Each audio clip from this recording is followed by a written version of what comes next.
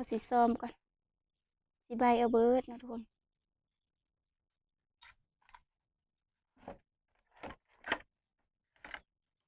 ทุกคน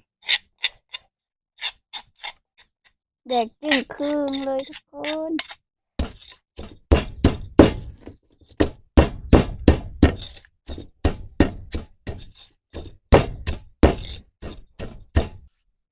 มันกินบ่มืดนี่ทุกคนว่าสีข้าวโซนขานข้าวเลยเอาอยู่เนาะนะได้นี่ทุกคนมังหอยทุกคนโมเมนต์มังหอยเซอรี่นะทุกคนมังหอยขี้กระต่ายนะทุกคนเนาะนี่ทุกคน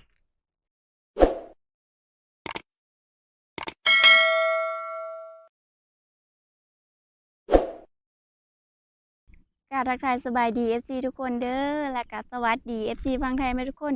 มื้อนี้กับบรรยากาศมื้อนี้กับตอนเทงๆเนาะทุกคนเนาะสะพรคิดจะกินตำมะคุ้งทุกคนเลยแล้วก็เฮาก็สิไปเอามะคุ้งอยู่โซนนะทุกคนแล้วก็สิไปเก็บอันถือข้องไปเก็บอันกระปูเนาะทุกคนเนาะเสิร์ฟตำมะคุ้งกินก่อนสิไปฮับเบิ่งฮับชมคลิปสะพรกะฝาก FC ทุกคนกดไลค์กดแชร์กดติดตามซองน้อยๆสะพรในเด้อทุกคนเพื่อเป็นกำลังใจในการในคลิปต่อไปนะทุกคนไปทุกคนสะพรสิไปหากระปู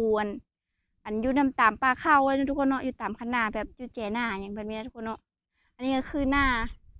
ข้าเจ้านะทุกคนหน้าสะพรกับอยู่ลุมหน้านี้นะข้าเจ้า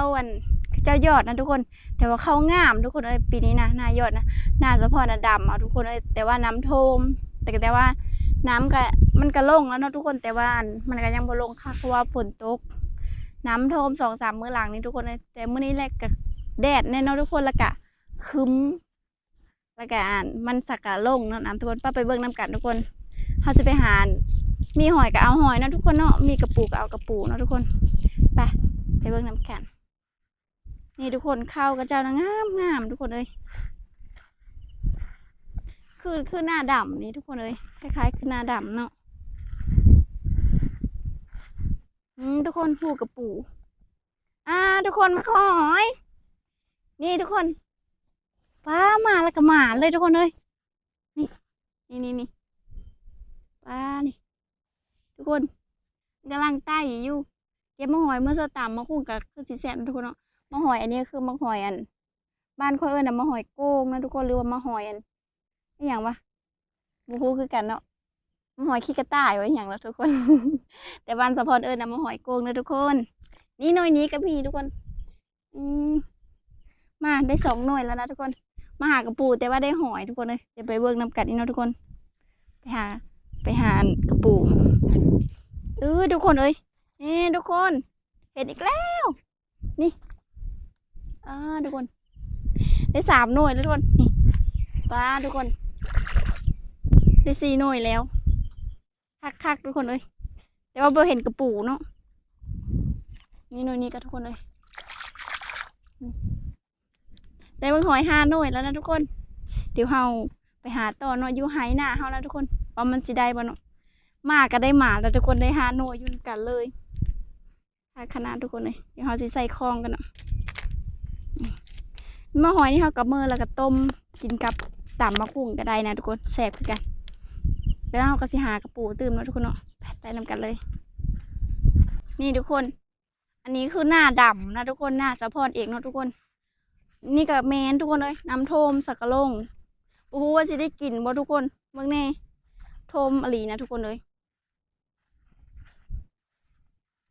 นี่ทุกคน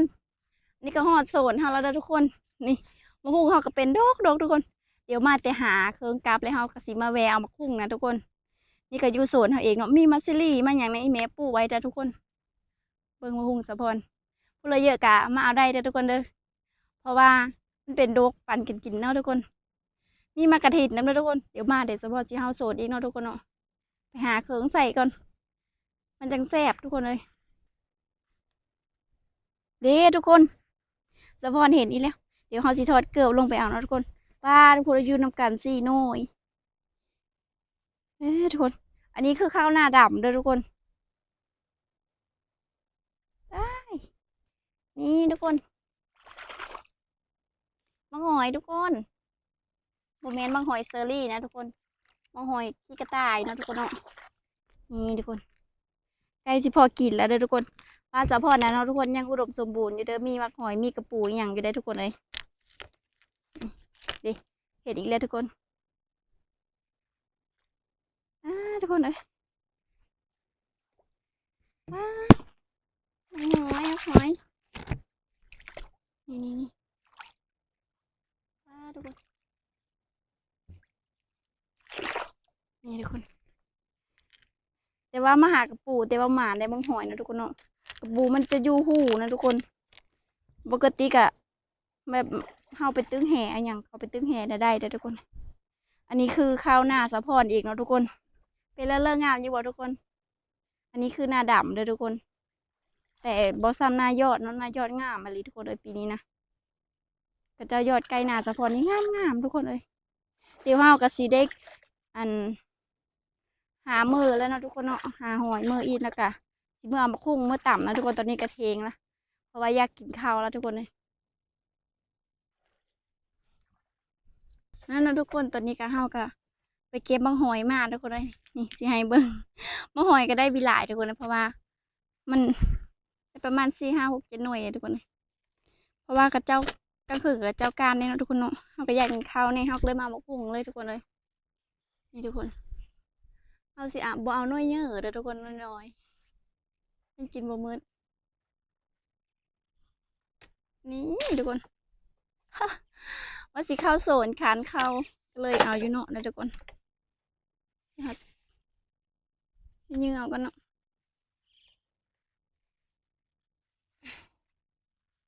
นี่ทุกคนพอดีต่ำทุกคนบ่เอาหลายเนาะเพราะว่ายันกินบ่เบิดวันนี้ก็ซิมือเถงนะทุกคน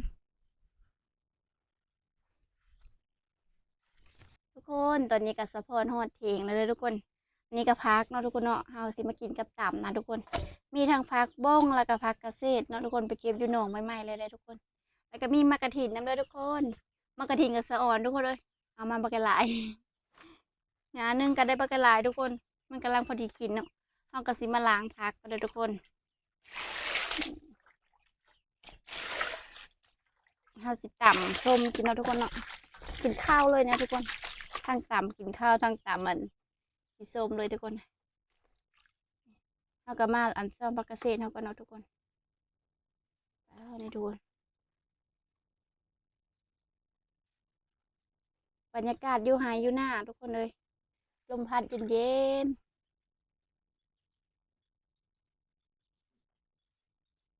เป็นสีแดดๆคึมๆเนาะทุกคนคือฝนสีตกอีละใดนี่ทุกคนพาเข้ากันงามๆเลยวันนี้กับสะพอนกับมาเลงโง่แล้วทุกคนเนาะบ่มีอย่างกินต่ำมาคุ้งกินนะทุกคนแล้วก็มาเก็บผักเข้ากันเลยทุกคนแล้วก็สิลงไปดังไฟเลยกะสิต้มมักหอยนะทุกคนกระปูกับไม่ได้จ้าโตทุกคนเลยกระปูกับน่าจะเข้าหูหมดนะทุกคนสะพอนไปหาบิได้สะพอนเก็บมักหอยมาแล้วกะสิได้ต้มกินกาบเนาะทุกคนเนาะผักเข้ากับบักงามเลยทุกคน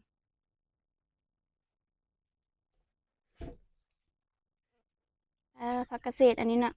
เจ้าเอิญไออย่างมันนะทุกคนเนาะขี้มันบอกทุกคนเอาสีส้มก่อนสีใบเอาเบิร์ดนะทุกคนสีล้างอีกน้ำนึงนะทุกคนไก่ก็ขึ้นเถียงทุกคนเลยเมื่อเช้านี่ก็เกิดแล้วมาขึ้นนี่แหละ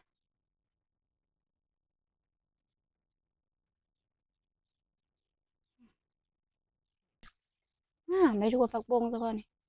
เอาไปเก็บมาใหม่ๆเลยทุกคนแล้วก็มีผักเกษตรนะทุกคนเนาะสะพอนสิตับแซ่บทุกคนรอลุ้นไปนำกันทุกคน อยากเข้านะทุกคนเนาะคิดจะอย่างกระแซ่บ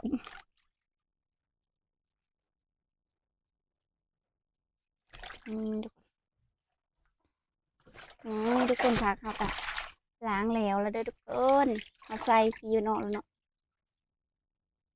เอากระสิใส่จานนะทุกคนงามๆเลยนี่สะอ่อนพักทุกคนเลยยามฝนนี่นะมันเกิดแล้วก็มันก็งามเลยทุกคนผักเกษตรแล้วก็ยอดโจๆทั้งหมดทุกคน เดี๋ยวเราสิล้างมักหอยแล้วเด้อทุกคนนี่ทุกคน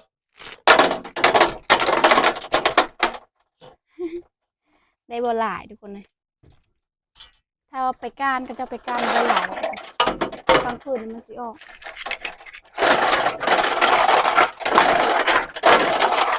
จะไปลงไปต้มเลยทุกคน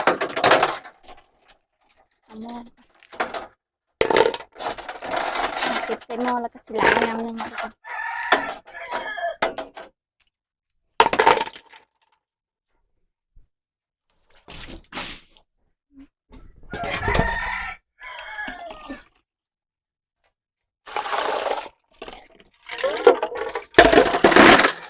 กระดานเลย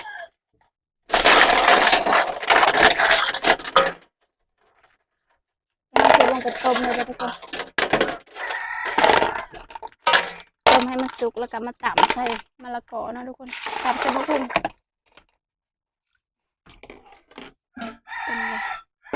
เดี๋ยวเราสิลงไปค้างใส่หม้อค้างไฟไฟอยู่ที่ล้างนะทุกคนเพราะว่าเตาเขาอยู่ที่ล้างนะนี่นะทุกคนหลังจากเขาต้มมะหอยยังไม่ทันสุกนะทุกคนแต่ว่าเขากับซีมาอันปอกมะคุงตำมะคุงทาเนาะทุกคนเนาะสับมะคุงทาเขาก็ปอกแบบนี้เลยทุกคนปอกไปตอนนี้ก็ทุกคนเลย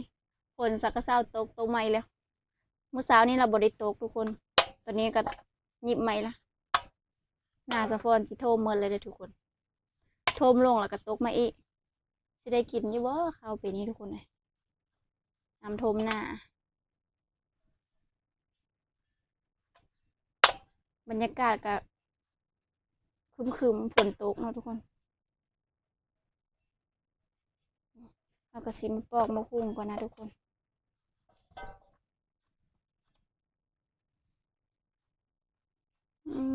ปอกกันมีดก็บ่จะเข้ากันได้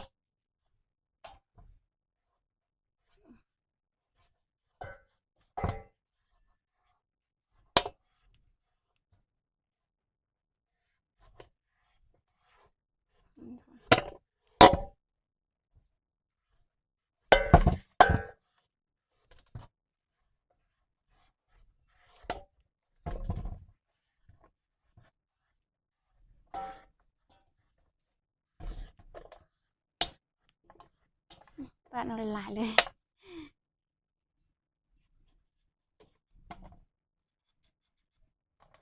นี่คนเฮาก็มาซับมะละกอเฮาก็เนาะซับแบบนี้เลยเด้อทุกคน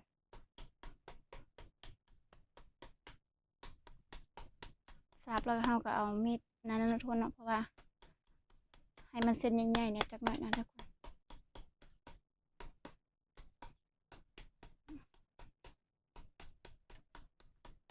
ตอนนี้ก็12 โมงปลายๆแล้วทุกคนเลยหิวข้าวยังไม่ได้กินข้าวป่านนี้ทุกคนก็เล้งมือเฮ็ดกินเอาทุกคนเนาะทางจะไปย้ายโง่เนี่ยทุกคนเลยทางมาเฮ็ดกินเมื่อนี้ก็ขออีพ่ออีแม่ก็บ่ได้ออกมาหน้าเนาะทุกคนเพราะว่าสะพรออกมาเลี้ยงงูผู้เดียวขออีพ่ออีแม่อยู่เฮิรนมื้อนี้นะวันศีลเนี่ยทุกคนเลยวันเน่าวันศีลก็ฝนกับเอากระสิมาซอยกันนะทุกคน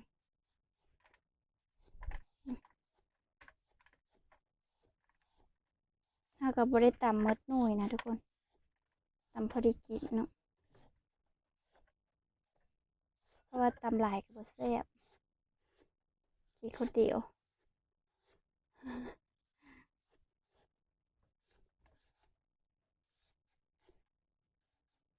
ไปทุกคนเส้นใหญ่ๆเลยเด้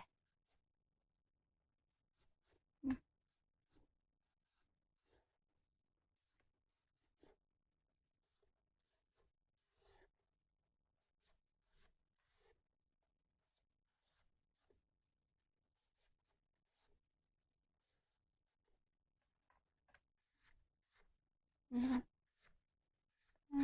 อ่อนอะเป็นมะฮุงเขาก็ดูนะเป็นน้ำจั่วๆเลยเราก็สิได้มาตำก่อนเนาะทุกคนเนาะมาตำมะพริกก่อนแซ่ทน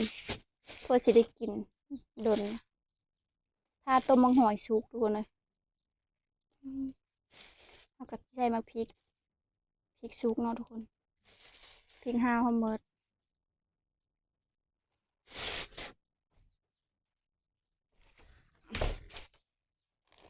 ก็สิใส่แตงโมเนาะทุกคนก็ตามส้มตำนั่นแหละ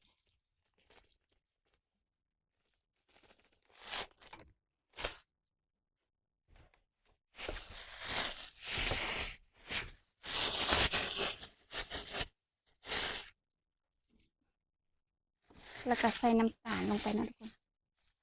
ให้มันแบบรสชาติแบบหวานๆเปรี้ยวๆนะทุกคนก็สิมาตำก่อน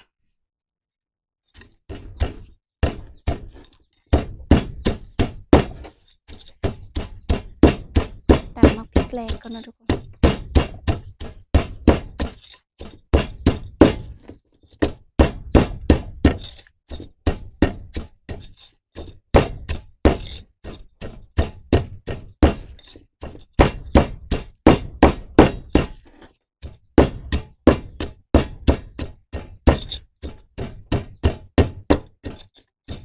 ทุกคนตำเราก็ได้ทีแล้วเนาะนี่ทุกคนตอนนี้ก็มะพริกเราก็เละแล้วเนาะเราก็สิมาปรุงเครื่องกันนะทุกคนใส่ปลาร้าแล้วก็ปลาแดะน้ำตกน้ำปลานะทุกคนเนาะมะนาว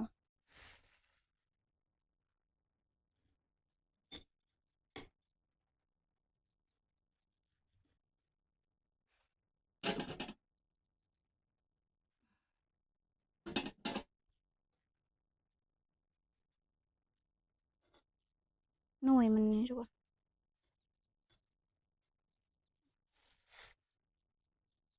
นส้มๆนะทุกคนใส่ทั้งเปลือกเลย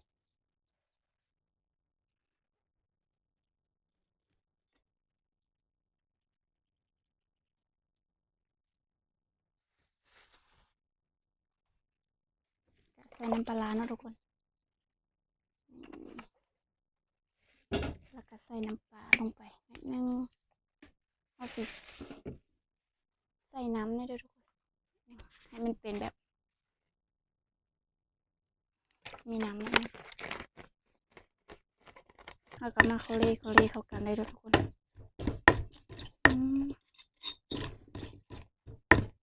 เอาสิซิมมันก็เนาะจางหรือเค็มพอดีพอต้อง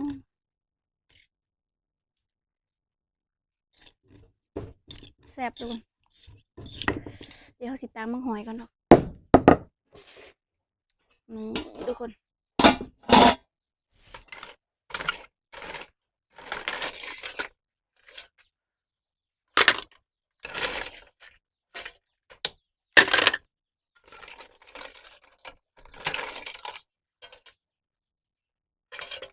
นี่ทุกคน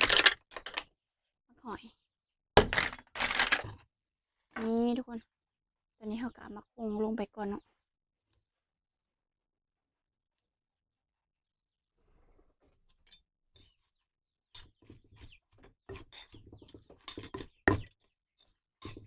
นี่ทุกคนเดี๋ยวเอามังหอยลงไปเลยตามทั้งหน่วยทั้งเปลือกเลยทุกคนแล้วก็จิ้มกินเอา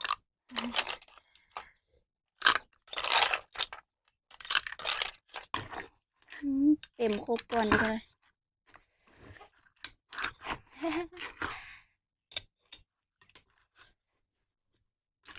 ถ้าทุกคนตามโบเป็นไปเลยเอาบ่วงขลุ่นเกยนี่ทุกทั้งหอยทั้งมะคุงก็จะใส่หมดนี่เนาะย่างอยู่เลยทุกคนเดี๋ยวเทใส่เลยนะทุกคนนี่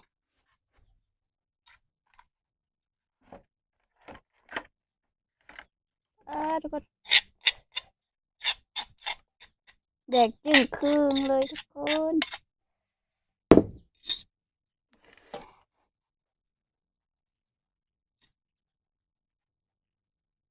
ตำมาเบิดโคกมันเต็ม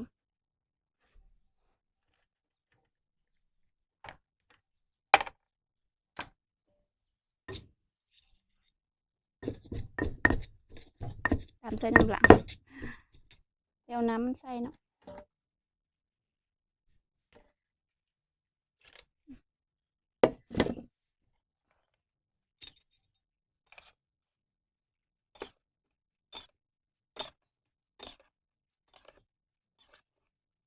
ก่อน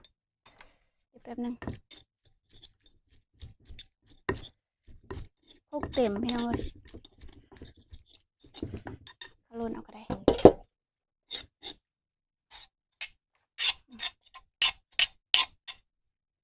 แล้วทุกคนหลายขนาดบัดนี้นี่ทุกคนในที่สุดก็เฮาก็ตำแล้วเลยทุกคนปลาปิดตะเพ็ดขนาด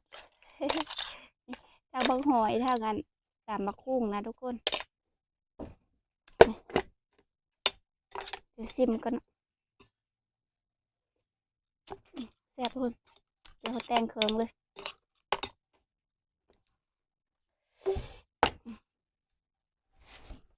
นี่ทุกคนผักเขาก็มีหลายผักเกษตรผักบุ้งผักกาดใบมะกะทินนะทุกคนหน้าตาก็ประมาณนี้เนาะนี่ทุกคนมาเอฟซีทุกคนกินน้ำกันกับข้าวเหนียวนะทุกคนว่าเขากระแดงมาทุกคนเลยหมดเลยเนี่ยมาเด้อเอฟซีกินข้าวง่ายน้ำกันเนาะมีแซ่บๆน้ำกันตำนะทุกคนมีมะหอยมะหยังตำมะคุ้งนะทุกคนมาเลงโง่ไม่มีเพื่อกินกับกินตำหุ้งทุกคนเลยมาขออนุญาตเนาะสดก่อน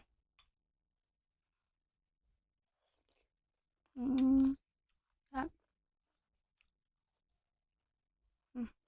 มันคือผักกระเทียมนะทุกคนมันอร่อยแล้วทุกคนครับ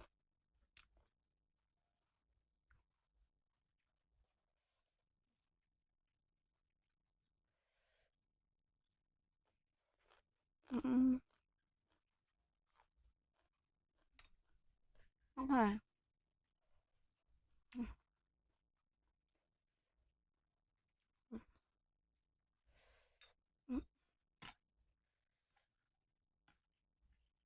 นี่ทุกคน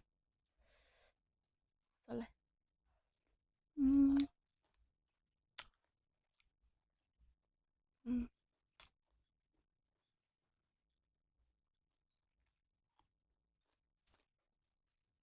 ค่ะอันนี้ทุกคน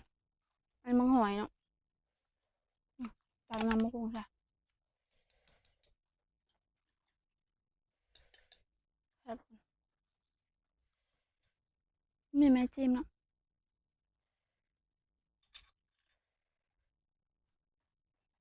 สลามเอาก่อนเอกระเจ้าจิ้มมาแบบนี้เลยทุกคนกินดังขี้มันนี่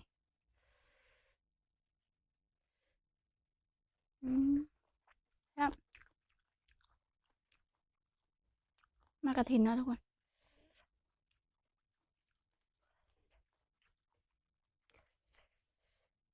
เผ็ดเผ็ดได้ใจ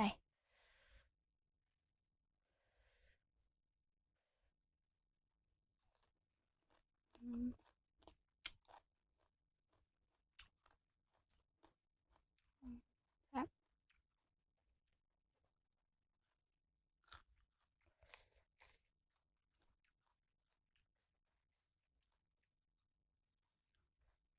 ทุกคนทุกคนคลิปนี้กับสะพอนกับซีได้จบเพลงเท่านี้นะทุกคนเนาะสะพอนขอตัวไปกินข้าวกันเด้อทุกเอฟซีทุกคนเด้อขอบใจที่ติดตามรับชมฝากทุกคนกดไลค์กดแชร์กดติดตามช่องสะพอนได้ทุกคนเพื่อเป็นกำลังใจในการในคลิปต่อไปนะทุกคนคลิปนี้ก็บ๊ายบาย